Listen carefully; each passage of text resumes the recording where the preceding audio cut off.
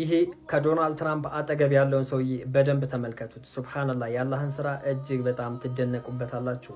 ይሄ ሰው በአሜሪካ ውስጥ የሚገኝ እጅግ ታዋቂ የሙዚቃ አቀንቃኝ ሲሆን ዶናልድ ትራምፕም ሆነ የሌላ ባለስልጣኖች ስለ ጋዛ በሚያወሩበት ሰዓት ግደሏቸው ይል የነበረ አንድ ግለሰብ ነው። ሱብሃንአላህ በዚህ ታሪክ እጅግ በጣም ትደሰታላችሁና እስከ መጨረሻው ኮፒ ሊንክ ሼር ሪፖስት እያደረጋችሁ ተከታተሉኝ። ይሄ አሜሪካዊ የሙዚቃ አቀንቃኝ እጅግ ዝናን ያተረፈ ትላልቅ ስራዎችን እየሰራ በብዙዎች ዘንድ የሚደነቅና የሚወደድ ሰው ነበረ። ነገር ግን ለእስልምናም ሆነ ለፓለስታይኖች እጅግ የገዘፈ ጥላቻ ነበረው። እንደውም እነሱን ስለማፈናቀል ስለማጥፋት ሲወራ ሁሉ እሱ ደስተኛ የሚሆን ሰው ነበረ በሏቸው የሚልም ሰው ነበረ። እርዳታም ለምን ይላካል ብሎ የሚከራከር ሰው ነበረ።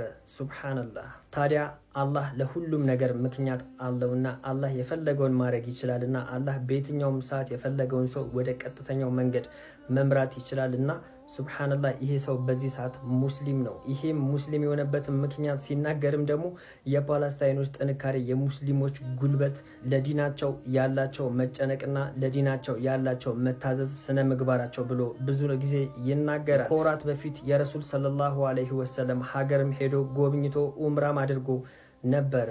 በዚህ ሰዓት ለእስልምና የሚቆረቆር ለሙስሊሞች እጅግ የሚያዝን ሙስሊም በመሆኑ የሚኮራ ኩራቱንም ሁሌ በሚዲያ የሚናገር ድንቅ ሙስሊም ወንድማችን ሆኗልና ኮሜንቱን በተክቢራ አሸብርቁት። በዚህ ታሪክ፣ በዚህ ሰው፣ በዚህ ክስተት የተደሰተ ሁሉ በደንብ ሼር፣ ኮፒ ሊንክ፣ ሪፖስት እያደረገ ያዳርሰው። ኢንሻአላህ ሁሉም ሰው በቀጥተኛው መንገድ በጀነት የምንገናኝ ያድርገን።